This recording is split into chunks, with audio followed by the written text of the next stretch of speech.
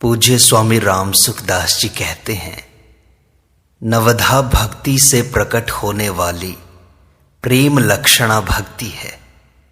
रागात्मिका भक्ति राधा जी की और रागानुगा भक्ति जीवों की मानी जाती है, पर जीवों की भी रागात्मिका भक्ति हो सकती है।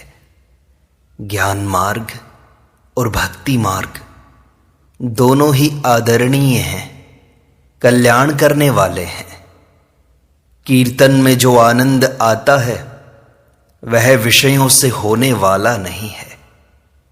भगवान जिस रूप में आए उसी रूप के अनुसार उनकी पूजा करो। भीष्म जी ने बाणों से भगवान की पूजा की थी। जैसा देव वैसी पूजा। भगवान आतताई रूप से आ जाएं तो उनकी पूजा भी वैसी ही करो। इससे भगवान बड़े प्रसन्न होंगे। हां, हृदय में द्वेष वैर भाव नहीं होना चाहिए। आतताई को मारने का पाप नहीं लगता, ऐसा शास्त्र में आया है। मारना उसको पाप से बचाना है। जैसे फोड़े को चीरकर या खराब अंग को काटकर डॉक्टर रोगी को ठीक करता है। जागृत अवस्था में वृत्ति न बाहर हो न भीतर हो, वह जागृत सुषुप्ति है। जागृत सुषुप्ति साधन है जिससे संसार के साथ संबंध विच्छेद हो जाता है।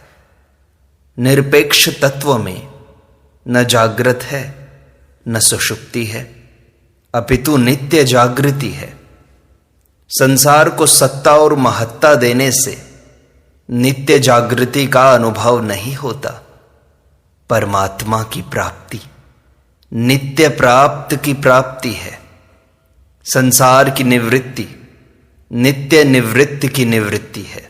जैसे बर्फ के घड़े को पानी से भरकर समुद्र में छोड़ दें तो पानी के सिवाय कुछ नहीं है, ऐसे ही एक परमात्मा के सिवाय कुछ नहीं है।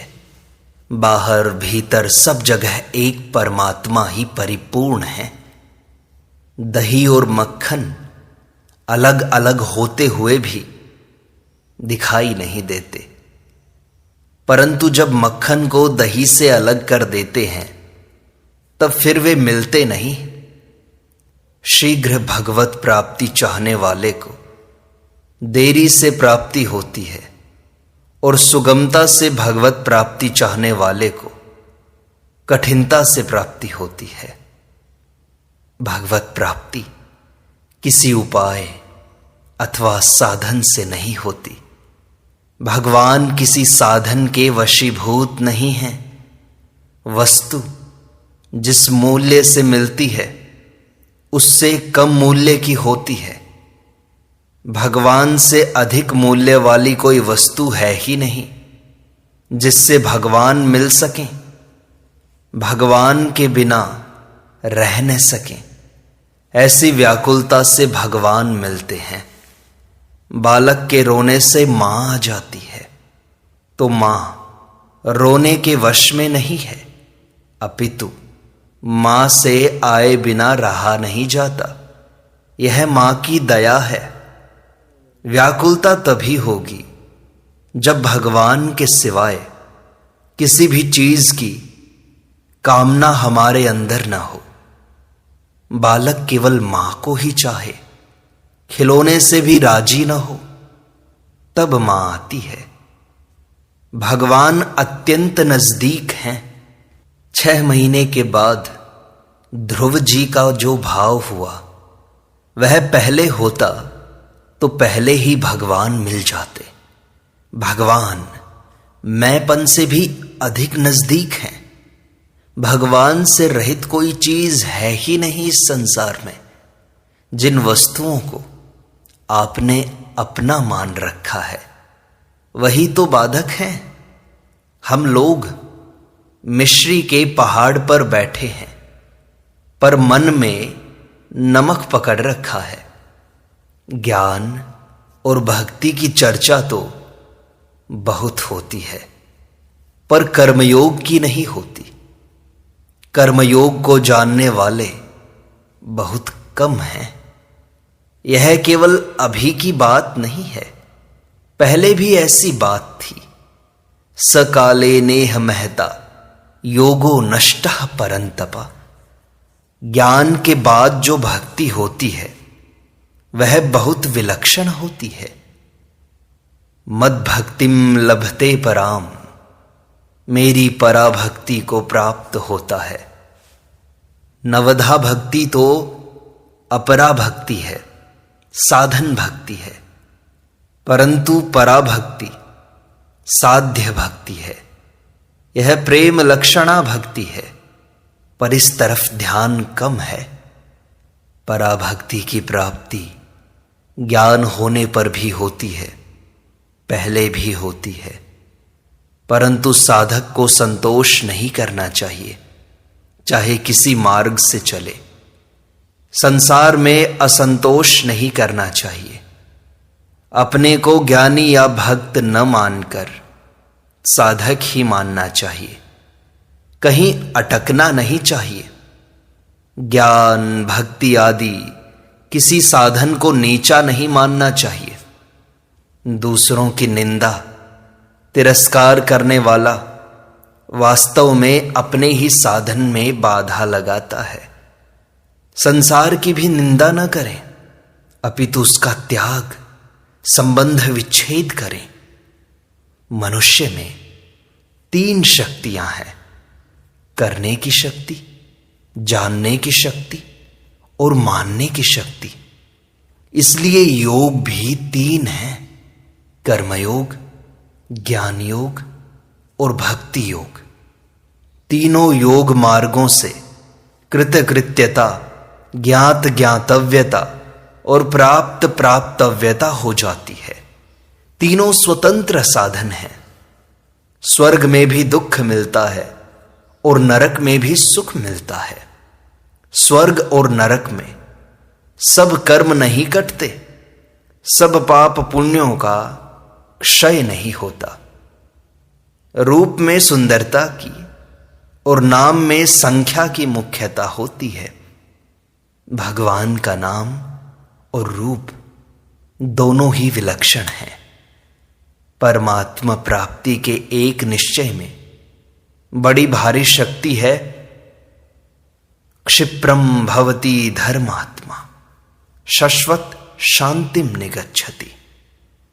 निश्चय करने मात्र से बहुत सारे पापों का नाश हो जाता है, परंतु भोग और संग्रह में आसक्ति होने के कारण एक निश्चय नहीं होता। पराभक्ति, प्रेमा भक्ति होने पर कौन प्रेमी है और कौन प्रेमास्पद है, इसका पता ही नहीं चलता। खास ज्ञान है विवेक ज्ञान। यह विवेक ज्ञान केवल तत्व प्राप्ति के लिए हो तो यह साधन ज्ञान है। शरीर संसार एक है और आत्मा परमात्मा एक है। शरीर को संसार से अलग मानना और संसार को शरीर से अलग मानना अज्ञान है। संसार से मिली वस्तु से संसार की सेवा करनी है हमें। पदार्थों से सेवा करने से ममता मिटती है और शरीर से सेवा करने से अहमता मिटती है। विवेक ज्ञान साधन ज्ञान है और तत्वबोध साध्य ज्ञान है। मोटर के प्रकाश की तरह प्रत्येक कार्य में विवेक आगे रहता है। यदि विवेक के अनुसार कार्य किया जाए तो वह विवेक तत्वबोध तक पहुंचा देता है। सत्संग और सत्य शास्त्र से विवेक बढ़ता है, पर उसके अनुसार आचरण करने से वह ठोस होता है। विवेक ही गुरु है। जिसके द्वारा विवेक मिलता है वह भी गुरु हो जाता है। अपनी जानकारी दूसरों के काम तो आए, पर अपने काम ना आए, यह गलती है। वेदों में, शास्त्रों में गाय की बड़ी महिमा आई है। जनेऊ संस्कार में पंचगव्य काम आता है। आयुर्वेद में कई दवाएं भी गौमूत्र, छाछ आदि से बनती हैं। गौमूत्र से दमा आदि कई रोग शांत होते हैं। इसलिए गौ सेवा व गौ रक्षा करनी चाहिए।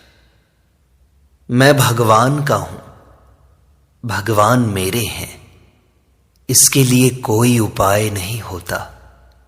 यह बात स्वयं से मानने की, स्वीकार करने की है। जो कभी योगी, कभी भोगी बनता है, वह भोगी ही रहता है। योगी की खास बात है, सुख भोग का उद्देश्य उसमें नहीं रहता। पक्का निश्चय हो जाए कि मुझे परमात्मा की प्राप्ति ही करनी है, तो वह योगी हो जाता है। जितनी दृढ़ता होगी, उतनी जल्दी योगी होगा व्यक्ति। अनुकूलता प्रतिकूलता में राजी नाराज होना साधक के लिए खास बाधक है। राग द्वेष ही हमारे असली शत्रु हैं। राग ठंडक है, द्वेष गर्मी है। दोनों से ही खेती जल जाती है। भोगी योगी नहीं होता, प्रत्युत रोगी होता है। भोगे रोग भयम, जो हर समय सावधान रहता है, वही साधक होता है। गीता का योग सबसे श्रेष्ठ है। समत्वम योग उच्यते। मेरे तो गिरधर गोपाल, दूसरों न कोई, यह शरणागति का साधन है। और दूसरों न कोई, यह इसकी दृढ़ता के लिए है। एक भगवान की तरफ वृत्ति रहे, यह अनन्यता है। भगवान के किसी भी रूप का आश्रय भगवान का ही आश्रय है, अन्य का आश्रय नहीं है। संसार का आश्रय ही अन्य का आश्रय है। इस अन्य के आश्रय के त्याग की आवश्यकता है। ज्ञान होना दोषी नहीं है, उसमें आकर्षण होना दोषी है। अच्छे बुरे का ज्ञान होना दोषी नहीं है, उसमें राग द्वेष होना दोषी है। मन का लगाव दोषी है। यहां प्रिय अप्रिय का तात्पर्य ज्ञान होना है, अर्थात अनुकूलता प्रतिकूलता का ज्ञान मात्र। अनुकूलता प्रतिकूलता में हर्षित और उद्विग्न होने से हम फंस जाते हैं।